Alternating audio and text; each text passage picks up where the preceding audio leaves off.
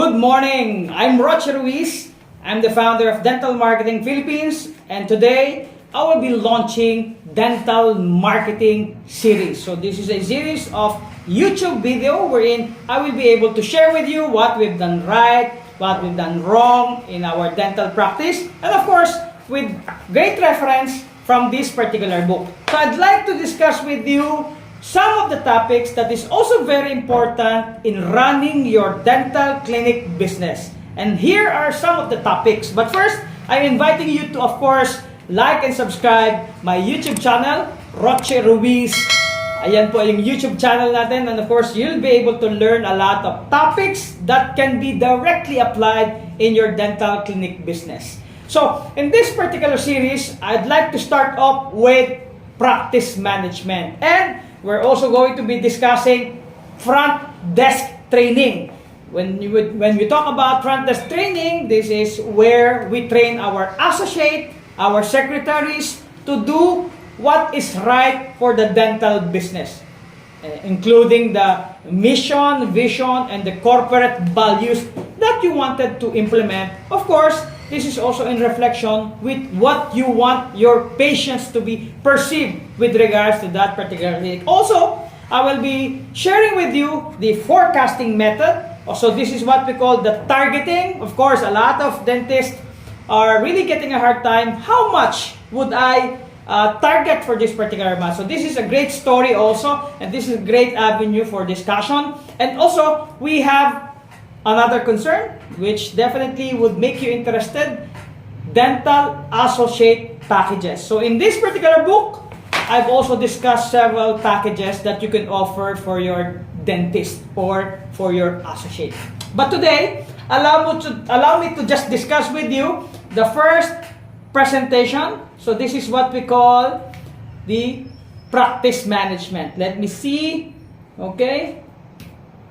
All right, practice management. So when we talk about practice management, the first thing that we must do or remember is we have to have mindset change. Yes, you've heard it right. This is one of the best first requirement with regards to practice management. And once we have this will definitely bring out the best in you. Why did I tell you that? It is very important because I've been doing a lot of research this past few weeks, and I have found out that a lot of universities are really trying to figure out how can they be able to help students, dental students, really attain a certain level of success with them starting out after college or once they were able to get their PRC license. How would they now bring in the dental mindset, business mindset into their actual practice? So I've seen a lot of universities, specifically in Metro Manila. Of course, it's a 6-year course. Meron na po tayong mga subject na entrepreneurial mindset. Thank you very much. I do appreciate those universities that's offering this particular course or subjects. And these are 3-unit subject. Aside from, meron pang practice management, which is again another 3 units. And some universities in the metro are also offering practice management with entrepreneurship mind. So this is really something that makes me cry, because this has always been a mission to support dentists in their dental business. So right now, let us talk about the 3 M's of practice management. I always state that there's a requirement for you to be able to learn what is practice management all about. And in this particular book, so this is a self-published book, which yours truly have written everything that I've known about, the experiences in doing a lot of marketing, specifically dental marketing for this particular niche. I found out there's a need for us to deliver 3 things with regards to practice management. And the first one is mastery. Okay? Mastery. It is also very important. But before I forget, let us now first read the definition of practice management. Practice management is the term used in general practice for the person who manages the operation, finances, and administration of dentist office and of a dental practitioner. Okay? So as we have stated and we have noticed that operation, finance, and administration. So these are three things that needs a lot of attention.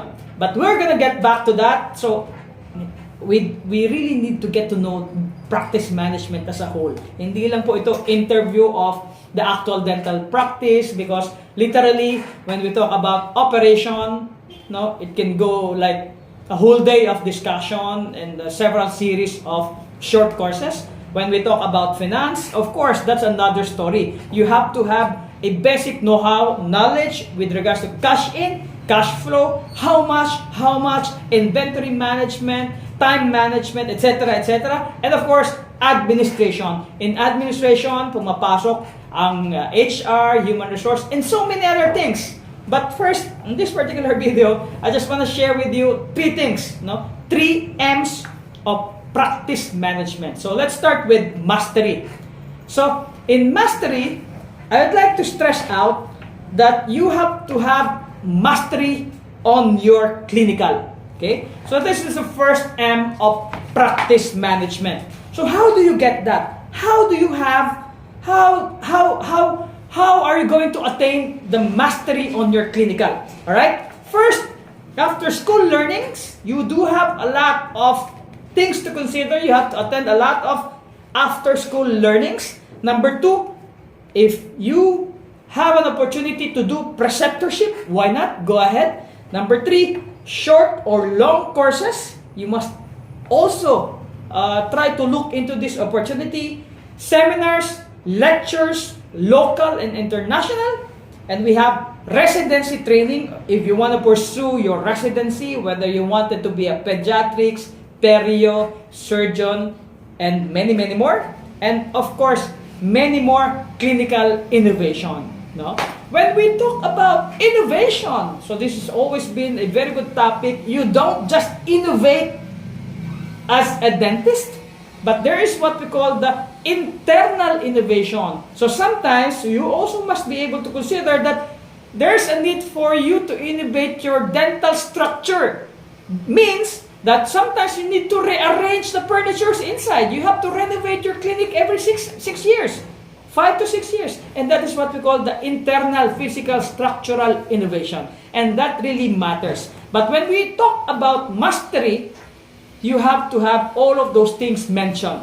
You have to learn a lot, because if you establish your name as a great dentist or great cosmetic dentist, you do have a lot of certificates and CPDs attained, no? You are not building a museum. You have to let the people know. And that's what we're going to discuss in the 3 M's. Now, let us proceed with the second M of practice management. And that is what they call, yun nga po yung susunod doon, marketing. Alright? It takes a lot of courage for you to be able to market ethically. And marketing is one of the best inventions in the world. Marketing is everything. Everything is marketing. So why do we do marketing? It's not really to market who you are, but it's really about marketing your business. There are 1,000 or 1,000,000 ways to do ethical marketing, and we're just gonna do that. Okay? So this is what we call the ethical marketing. Why we're doing this? We have to have the 5 things. Number 1 is attracting patients. So how do we attract patients? This is really very important. Number 2, we have to retain patients. We are not just attracting patients, but we have to retain patients. And number 3, understanding dental business. Number 4, internal and external procedures. And number 5, we have to do a lot of social media. A lot of social media now are really getting its ground. That's why it's very important to have a lot of marketing campaign. So you can always get in touch with us, with the Dental Marketing Philippines, and we have what we call a free consultation, but we will also have a lot of general and in-depth discussions with what you want to achieve at the end of the goal. So we must have a marketing goal. And number 3, the management itself. So we are down to the last M's of practice management. and this is the management of your business. When we talk about your profession, we're talking about your practice. When we talk about clinic, you are putting up a business. You have inventory, you have to pay taxes, so all of this must be considered. In the actual management, no, with regards to management, in schooling, management takes 4 years to finish. If you are doing marketing or management, if your course is management, it takes 4 years to finish the management. And this particular business, you are going to run a business. A clinic equates to business. And that's why I would love really to share this particular moment with you, learning this series and talking about the first one, which is the practice management. So why do we do the management? Because in managing a team, you must have a lot of team quotient. Number 1, teamwork, adaptability, problem solving, leadership, critical thinking, observational analysis, conflict resolution skills, communications, and even social skills. We have what we call the hard skills, and you also must be able to learn the soft skills. So all of these things are in this book, and I would just like to share with you some of the brief discussions of practice management as a whole. Again, this is a dental marketing YouTube video series which we are very happy to share with you, and I'm very excited that this book is already out in the market today.